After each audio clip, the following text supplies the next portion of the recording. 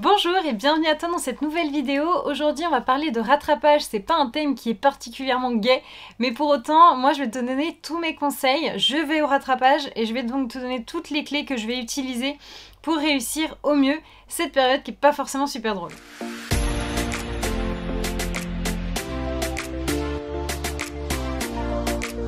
Alors je sais, tu es en rattrapage, c'est pas voilà, la folie, tu dois être un petit peu déprimé, tu dois voir les beaux jours arriver en te disant je vais être enfermée chez moi, ça va pas être cool.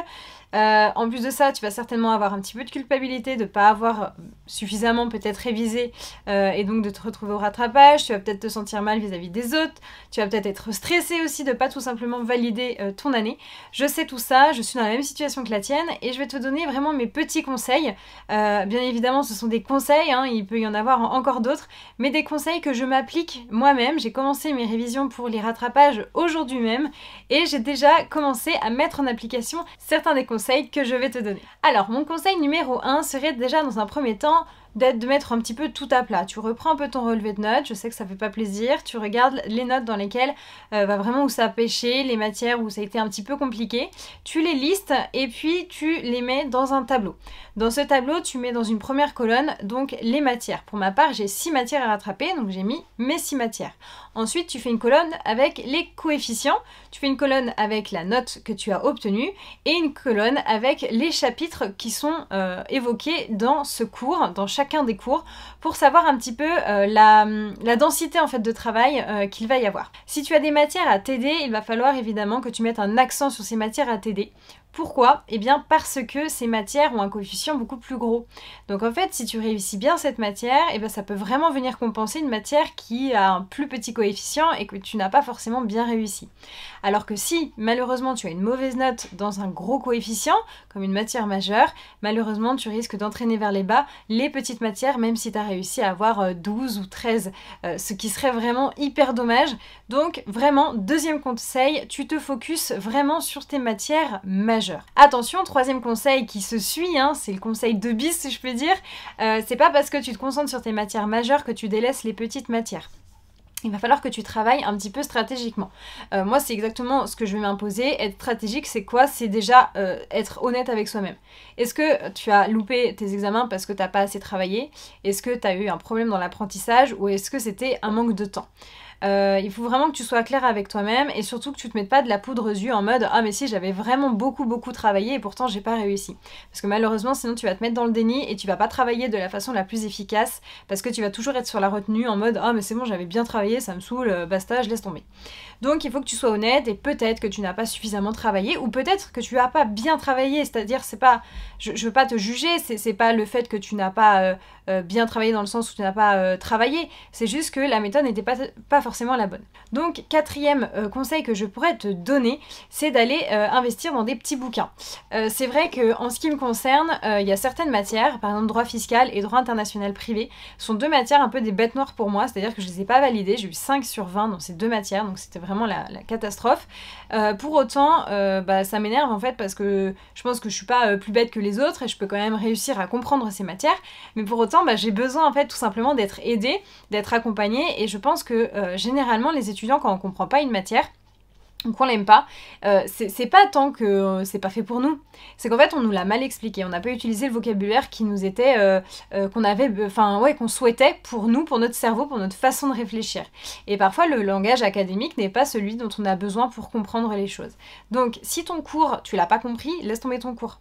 Par contre, tu prends le plan de ton cours. Ça, c'est important. Pourquoi? Parce que tu vas prendre ton plan de cours et ensuite, tu vas aller regarder les bouquins. Donc moi, j'ai pris ces deux bouquins-là. Il en existe des tonnes sur le marché, bien évidemment. Moi, ce que je voulais, c'était des petits bouquins petits et puis qui me permettent d'avoir voilà, un résumé clair. Donc j'ai pris mon plan de cours, j'ai pris le bouquin et j'ai regardé si ça coïncidait avec ce que le professeur avait évoqué pour pas que je sois totalement à côté, évidemment. Tu t'en doutes. Donc, je suis partie à la Fnac tout à l'heure. Je suis allée chercher donc 2 livres. Ça m'a coûté 15 € chacun. Alors c'est un petit investissement, mais 15 €, bon, je trouve que ça vaut la peine de les mettre, surtout pour des rattrapages, pour réussir au mieux. Pourquoi est-ce que j'ai investi donc? Eh bien tout simplement pour avoir des résumés, que ça fasse flash, que ça soit efficace. Quand on va en rattrapage, on n'est pas là pour se noyer dans les détails, le but c'est d'avoir compris le cours pour être apte à faire l'examen en tant que tel. Si ça peut te rassurer, sache que pour les rattrapages, les professeurs ils notent un petit peu plus de façon cool, entre guillemets. Ça veut pas dire qu'ils vont te mettre 17, mais ça veut juste dire qu'ils vont être plus indulgents. Ils savent que les étudiants qui vont au rattrapage, c'est les moins bons, malheureusement, mais bon, forcément on n'est pas les meilleurs. Donc ils sont plus indulgents, et donc c'est plus facile de te démarquer des autres, puisque on fait partie du bas du panier, j'ai envie de te dire. Donc pour essayer de montrer que tu sais au maximum dans ta copie, eh bien il va falloir que tu connaisses parfaitement les bases en fait de chaque cours. Les bases, hein, je te demande pas d'aller chercher les détails, mais les bases. Et les bases on les a avec quoi?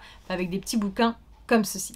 Ensuite, mon 5e conseil, évidemment, c'est de faire un petit planning simple, efficace, mais qui va à l'essentiel avec, en fait, tous les chapitres qu'il va falloir que tu vois. Tu sais, au début, je t'ai parlé d'un petit tableau, ça t'a permis de lister tous les chapitres qu'il va falloir que tu vois, et ensuite, tu vas l'organiser en fonction de tes semaines. Moi, par exemple, j'ai commencé à bosser là le 1er juin, et mes rattrapages commencent le 27. Donc, tu vois, j'ai presque un mois pour réviser 6 matières. Donc franchement, je vais pas me plaindre, j'ai beaucoup de temps de révision. À la fois, j'ai envie de te dire, c'est chiant parce que pendant tout le mois de juin, je vais devoir travailler mes matières. Mais en fait, j'ai quand même beaucoup de temps pour réviser, pour m'approprier les matières. Ensuite, mon 6e conseil, c'est de réviser de façon un peu flash, un peu ludique. T'ennuie pas non plus à passer des heures sur un cahier. Essaye de faire des petites fiches de révision qui soient sympas. Et tu peux travailler également avec la méthode flashcard. Si tu veux télécharger des flashcards, moi j'en ai confectionné pour toi. Tu peux les télécharger, il y a l'échantillon à 1 € si tu veux. Ça te permet de savoir un peu comment est-ce que moi je travaille et comment je vois les choses.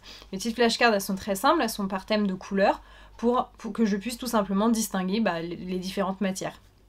Tu peux les utiliser de la façon dont tu le souhaites. Dans le petit échantillon, je crois qu'il y a 2 couleurs que je te propose et ensuite tu peux commander et télécharger. Ensuite, tu les imprimes et tu les découpes très simplement. Moi, j'ai révisé mon 2e semestre en flashcard et franchement, ça a fait la différence. Je l'ai senti. Alors, j'ai pas encore mes résultats du 2e semestre, mais pour autant, j'ai vu vraiment la différence en ce qui concerne mon apprentissage. Donc, pour les rattrapages, c'est un peu le même style en fait. Il va falloir que tu apprennes de façon efficace et flash. Et enfin, quoi de mieux que de se tester avec des flashcards. Moi, je te conseille vraiment cette méthode. Elle m'a beaucoup aidée. Et ensuite, mon 7e conseil, évidemment, c'est de te mettre dans un mood révision, mais sympa. C'est-à-dire que, ok, là, c'est la fin de l'année, c'est l'été, il fait beau, entre guillemets, mais il va pas falloir que tu passes ta journée, évidemment, assis, enfermé. Essaye de te faire un peu une routine. Moi, si tu veux connaître un peu ma routine, c'est assez simple, je me lève assez tôt le matin, parce que Gabriel se lève tôt, donc généralement, je me lève en même temps que lui. Et ensuite, soit je pars à la BU le matin, j'y vais 3 heures. Ensuite, je vais au sport, je déconnecte et tout, je fais mes trucs, puis quand je fais du sport, généralement, je me mets toujours un petit film. Et puis ensuite, je rentre chez moi, je déjeune tranquille, je me fais vraiment une grosse pause. Donc en gros, je me remets à travailler qu'à partir de 15h, 15h30. Et ensuite, j'essaye de bien travailler jusqu'à ce que Gabriel arrive. Ensuite, on prend un goûter ensemble. Et puis le soir, je me remets à travailler encore 1 heure ou 1 heure et demie. Donc en fait, dans la journée, j'ai pas travaillé pendant 10 heures. J'ai travaillé peut-être 7, 8 heures. Mais en fait, c'est des journées classiques de travail, comme quand tu vas au bureau, par exemple.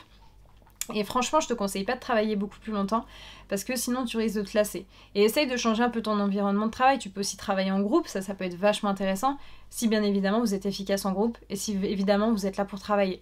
Si tu te mets en groupe pour finalement rigoler ou pour pas trop travailler, vraiment je te déconseille de te mettre là-dedans parce que tu risques de perdre des journées de révision évidemment, puis de te faire croire que t'as bossé alors que t'as pas bossé. Donc voilà, là c'est vrai que les révisions, les rattrapages, il faut le voir de façon assez mature. C'est la dernière chance, clairement c'est la dernière chance. Si tu la loupes, t'auras pas d'autre chance, tu vas redoubler. Et en ce qui me concerne, je peux pas redoubler, je suis en master 1. Redoubler, ça veut dire arrêter ses études, clairement. Donc t'imagines bien que, en ce qui me concerne, en tout cas, c'est pas envisageable. Donc il faut prendre les choses au sérieux, faut pas se surangoisser évidemment, mais il faut être un petit peu stratégique. Et les rattrapages, encore une fois, vraiment, le conseil le plus important qu'il faut que tu retiennes, c'est qu'il faut apprendre les bases, les socles, et que ce soit parfaitement acquis, d'accord? Les définitions, etc. Utiliser ton code, ça doit plus avoir, ça doit plus être un problème pour toi. Mais te noie pas dans les détails. Si t'as le temps, évidemment, d'aller dans les détails, tu vas dans les détails. Mais le plus important, c'est vraiment le socle de connaissances, mais vraiment que ça soit nickel chrome. Et que, en fait, tu ne dois plus être dans un apprentissage où tu te dis « j'apprends alors que tu comprends pas ». Vraiment, dans les révisions pour les rattrapages, chaque fiche de révision que tu fais, chaque mot que tu écris, tu dois l'avoir compris. Sinon, tu l'écris pas. Et sinon, tu vas regarder surtout une définition, une vidéo, quelque chose qui va te permettre d'être un petit peu mieux. Voilà, en tout cas, tu peux télécharger aussi mes fiches de révision, elles sont en dématérialisé, ça peut t'aider. Il y a tout la L1, la L2 et la L3, vraiment, il y a toutes les matières. J'ai mis des petits prêts exprès pour que tu puisses télécharger, tu peux les imprimer ou tout simplement les lire sur ton ordinateur. Et puis il y a tous mes quiz, etc. Beaucoup de cas pratiques que j'ai rédigés pour toi dans toutes les matières. Pareil, que tu peux télécharger. Encore une fois, il faut bien s'entraîner. C'est très important vraiment de se mettre en condition d'examen et voilà, moi j'avais vraiment à cœur de mettre beaucoup de cas pratiques. Ça m'a pris beaucoup de temps hein, de faire tous ces cas pratiques et les corrections. Mais c'est pour toi, c'est pour te permettre de réviser au mieux et de pas trop t'ennuyer dans tes révisions. Voilà, bah, je te souhaite beaucoup de courage en tout cas pour tes rattrapages. Ne lâche rien, tu peux m'écrire évidemment sur Instagram, je réponds à tout le monde. Je suis dans la même situation que la tienne. C'est pas la fin du monde, mais pour autant il faut le prendre au sérieux. Et puis faire le meilleur de toi-même évidemment. Voilà, et je te souhaite une bonne soirée, je te dis à bientôt.